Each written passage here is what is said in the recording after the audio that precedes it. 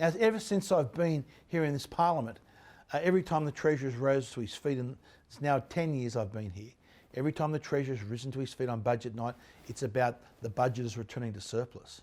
Every year I've been a member of Parliament, we've run a deficit. So that means the government is borrowing more money and spending more money than what it takes in taxation receipts. Over the last 12 months, we're looking at net government debt, both Commonwealth and state, has blown out another $270 billion. Now, I got the numbers from the Parliamentary Library yesterday.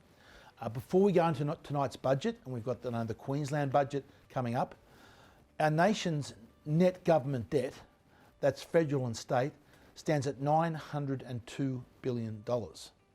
So when it clicks over to that 1,000 billion, that's $1 trillion worth of debt that we are leaving for future generations to pay off. Now, the argument goes that that's fine because interest rates are low and therefore you can manage the repayments.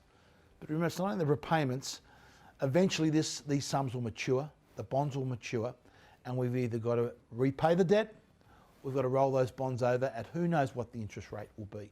It could be many multiple times of what it is today. So the idea that this stimulus spending that governments can spend their way to prosperity, if that was true, countries like Venezuela would be a beacon of prosperity and wealth. You can't create wealth through government spending by borrowing and taxing. The history of economics shows that. It's very important that the public understands that. So that was what the stump was all about today. Also to help people understand $1 trillion is a million millions. So that pallet that we had up there, if that was $100 bills, that would represent $100 million. 10 of those pallets would be $1 billion, but 10,000 of them would be $1 trillion. Now that's got to be known, because I see too many people in the country seem to think that the money just grows on trees. Every cent of it is either borrowed or new money printed, which has inflationary effects. So the money doesn't come, from basically grow on trees.